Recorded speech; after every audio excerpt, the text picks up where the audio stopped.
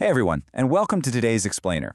We're going to be unpacking a really fascinating and honestly a pretty provocative essay titled An Ode to Utopia, written by an author named Xu Feng. Now, we hear the word utopia thrown around a lot, right? And usually it's used as an insult to describe some naive, totally impossible daydream. But what if we've got it all wrong? What if the drive to actually build a perfect society is the very thing that gives humanity its soul? Today, we'll see how Xu Feng challenges our deepest assumptions, completely dismantles the modern systems we just accept as the best possible options, and then proposes a genuinely radical alternative. So let's dive right into this and explore his unconventional argument. Here's a quick look at our roadmap for today. We'll start with Section 1, the Utopian Ideal. Then move to Section 2, Lessons from Anti-Utopia. Section 3 will be Critiquing the Modern System, followed by Section 4, 8 Unsolved Societal Problems. And finally, we'll wrap things up with Section 5, the Second Home Model. All right, let's jump right into Section 1, the Utopian Ideal. Xu Feng establishes his core thesis right out of the gate, and he doesn't pull any punches. He writes, "A person without a longing for utopia is akin to a rat living in a gutter." I mean, it's a pretty intense, unapologetic way to start, right? But he's arguing that utopia embodies the absolute highest, most beautiful ideals of humanity. His premise is that if a group of people isn't actively pursuing this perfect society, that nation basically becomes a soulless species. In his view, if we're just surviving without striving for an ideal world, we're reduced to nothing more than walking corpses. It's the pursuit itself that actually elevates us. Moving on to Section 2, Lessons from Anti-Utopia. Now, I know what you might be thinking. How does he reconcile this grand ideal with the fact that, historically, utopias tend to fail? Whenever people argue against utopia, they instantly point to famous dystopian novels like 1984, Animal Farm, or Brave New World. You know, the books assigned in basically every high school classroom to serve as ironclad proof that this concept doesn't work. Critics use these bestsellers, along with real historical examples of totalitarian regimes like the Soviet Union and North Korea, to argue that utopian ideals always just lead to misery and extreme control. And over time, these warnings have fundamentally trained us to fear and despise the whole utopian concept. But here is where Xu Feng totally flips the script. He argues that these dystopian failures and all those anti-utopian books aren't dead ends at all. Actually, he says they're exactly what paves the way for a true utopia to arrive. They're vital warning signs. He points to early failed utopian experiments like Robert Owen's New Harmony Community. Did they fail? Yes. But does that mean the pursuit itself is fundamentally wrong? Xu Feng says no. He argues that these historical failures and fictional warnings give us a massive, invaluable amount of reference material. They show us precisely what should and absolutely should not be included in an ideal society. Basically, they act as a blueprint of what to avoid. This brings us to Section 3, Critiquing the Modern System.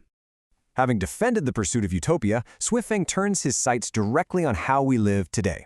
Now, he acknowledges why people like our current setup. He fully admits that an open, free market economy is great at creating prosperity and liberating productivity, but he uses a really vivid metaphor to challenge the whole premise. He compares the open free market to an open African savanna. Think about it. Out in the wild, animals just forage, reproduce freely, and basically just try to survive in the jungle. And Xu Feng asks us, is that it? Is that animalistic survival really the ideal living state for human beings? Are we meant to just endlessly compete and survive like animals on a savanna? Next, he targets something most of us hold pretty sacred: inviolable private property. Now, he concedes that property legally obtained through hard work and wisdom should absolutely be protected. But then he poses some really tough questions. Who actually determines if property was obtained legitimately? Under our current rules, is illegally obtained property just being protected by default? And perhaps most importantly, he points out the inherent wealth disparity baked into this. In a system strictly built to protect private property, do the poor, who start out with nothing, still have a genuine hope and opportunity to live a wealthy life? Realistically, how many people at the absolute bottom can actually counterattack and make it to the middle class? Finally, he takes on the absolute cornerstone of modern republics, the one-person, one-vote system. Xu Feng agrees that, in theory, this is a good measure. But his controversial critique is that the person who actually wins in this system must, by definition, be someone who caters to the vulgar wishes of the public. He argues that democratic voting often just results in electing mediocre leaders who prioritize political correctness over true progress. In his view, this setup makes it incredibly difficult for a truly visionary sage, someone with a profound long-term ideal for society, to ever get elected as a leader. All right, let's look at Section 4, 8 Unsolved Societal Problems. So, if our current systems are as flawed as he claims, what's the actual proof? Well, Xu Feng issues a direct challenge to humanity. He says, okay, let's just eliminate all utopian thoughts for a second and look closely at the United States, which, he notes, is widely considered to have the most perfect democratic system on the planet today. Even in this perfect system, how do we solve these deeply entrenched issues? First, we still have theft and robbery. Second, the dereliction of duty by officials and civil servants. Third, a profound lack of old age security for the poor. And fourth, pervasive drug use and trafficking. Despite decades of massive economic growth and democratic elections, these specific issues just remain stubbornly baked in. And the list goes on. Fifth, we see massive class contradictions caused by extreme wealth disparity. Sixth, there's the inner troubles, pains, anxieties, and worries of family members, just a really deep psychological unrest spreading through society. Seventh, huge, draining military spending. And eighth, the tragic reality of homeless wanderers. Xu Feng's whole point in detailing these 8 issues is to highlight this compounding sense of societal agitation.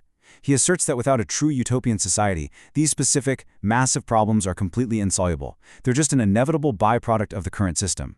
Which naturally leads us to a massive question.